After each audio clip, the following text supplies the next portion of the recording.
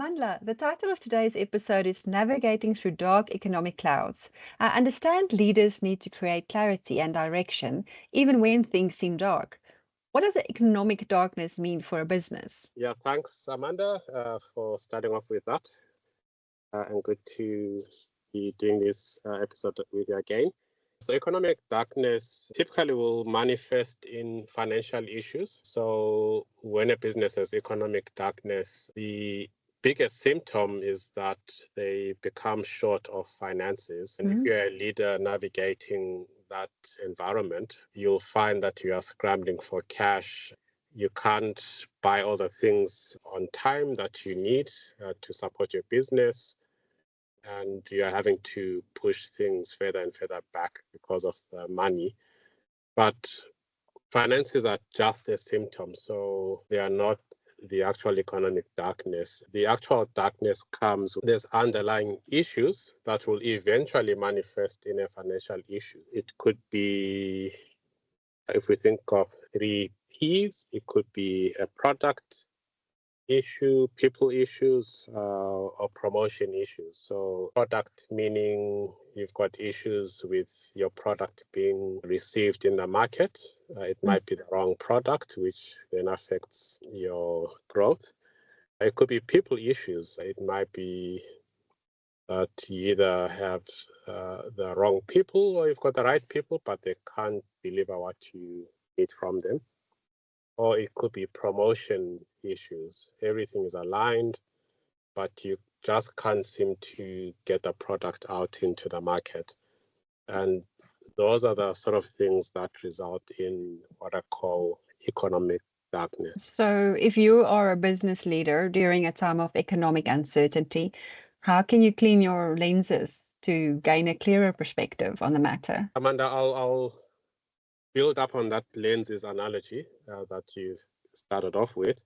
Normally, when your lenses are fuzzy and you can't see clearly, you'd go to an optician to find out, is it your lenses that are dirty or is your eyesight getting worse? Are you not seeing everything clearly?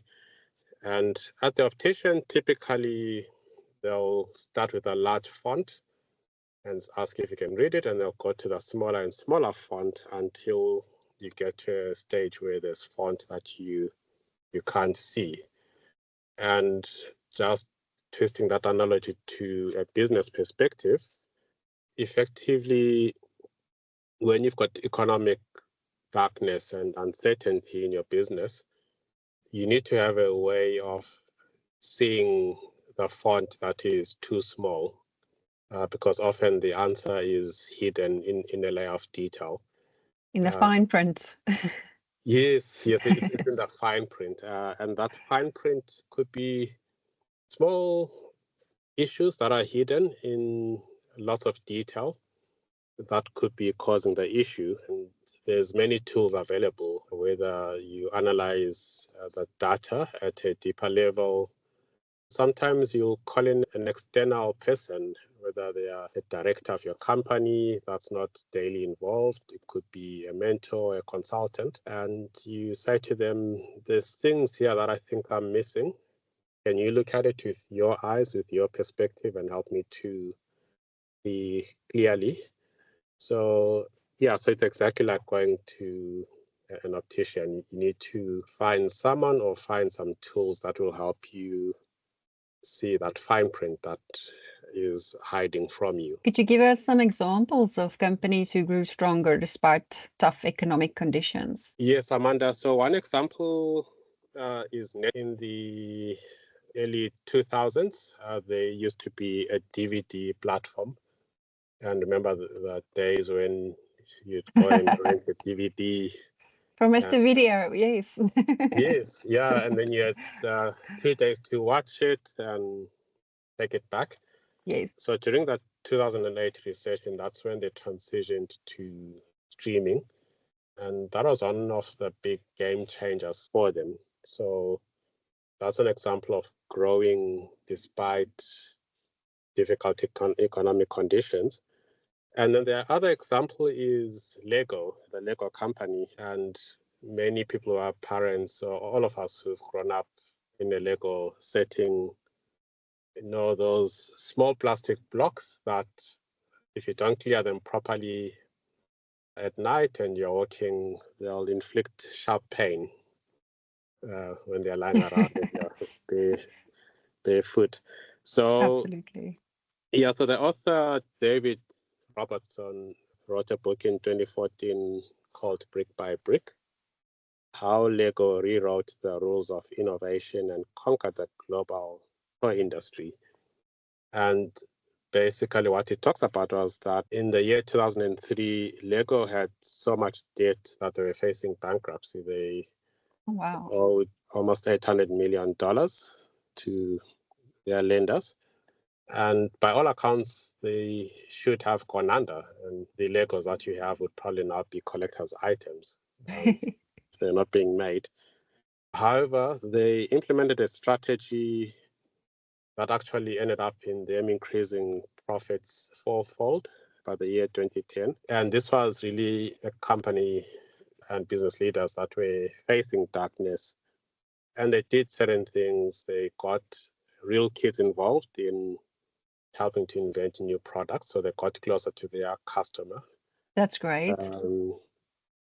They also focused on innovation that was broader than just focusing on individual products, meaning they weren't focusing on releasing hundreds of products, but really making sure that the innovation was more focused. And then they explored blue ocean markets. So if you're fishing in a red ocean where there's lots of blood, the analogy there is that all your competitors are fishing in that same ocean.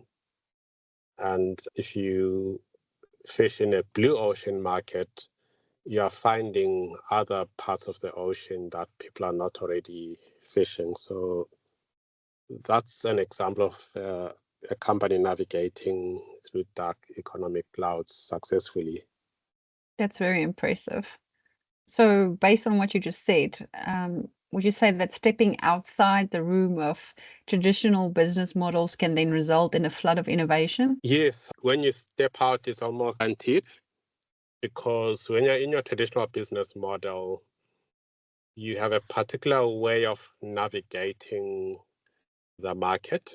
So let's say, for example, there's a river in front of you and you normally cross it by boat. You're not going to innovate if you know you can always get across by your boat. You paddle across the same way. But if due to circumstances your boat is taken away, you are forced to be innovative because now you're like, okay, how will I cross this river that I need to cross daily? Do I need to build a bridge? Do I need to build a new boat but make it stronger than the boat I had before? Maybe I can just tunnel under the river, or maybe I can go by submarine. So often dark economic cycles can be positive because effectively they take the boat away that you are used to. So, let's talk about finding a proper perspective. How do you identify when it's just your room that's dark versus the entire industry becoming dark? It's like the lenses analogy. Your lenses are dirty. When things are dark, sometimes you think things are dark for everyone. And the reason why you might think it's dark for everyone is because you're tapping into the same type of information within the company. You are listening to the same TV channels, accessing the same social media streams. So the information that you're getting could be clouded in that it's reinforcing a false view of what the rest of the market is going through. And that's where it's important to step out and actually have discussions with other people. I mean, even chat to your competitors, because often competitors, they're real people. I mean, they obviously can't engage about company secrets, but they may be willing to share industry information to help you see whether what you are seeing is actually correct or not. So, how can business leaders become beacons of light during dark economic times? I'd say it's about being true to your company's purpose. Dark economic times mean that you are having to change who you are or change the way you do things. And I think when business leaders are successful in being role models at how to navigate those crises, they do become beacons of light, because often in a crisis, people are looking up to you as the business leader. They are looking for inspiration. They're looking for motivation. And I know it's tough for a business leader because often you need to motivate yourself because you are having to deal with a lot of the issues. But as a leader, you still have to have enough strength to still be able to motivate and guide your team, even though things don't look so rosy. It's about focusing on who am I as a leader, what are my responsibilities, and how do I stay focused in helping others execute. That's very helpful. So, let's look at your book, Conquer Your Mountains. In what ways can embracing the one who is light guide an enterprise to grow through dark times? Week 33 of Conquer Mountain says this: when I've been through a dark time, I've always felt that perspective is important. Is it truly dark, or are the lenses through which I view life dirty? Is it maybe just the room I'm in that is truly dark? Meaning that if I were to step outside, I would be flooded with light. Or is there such deep darkness across the land that I desperately need to grope for the hand of the one who is light by very nature? That's very inspirational. Thank you, Dr. Mandla. And thank you for joining us today. My name is Amanda de Wits, and I am the senior editor at Luca, the faith and inspiration imprint of Penguin Random House, South Africa.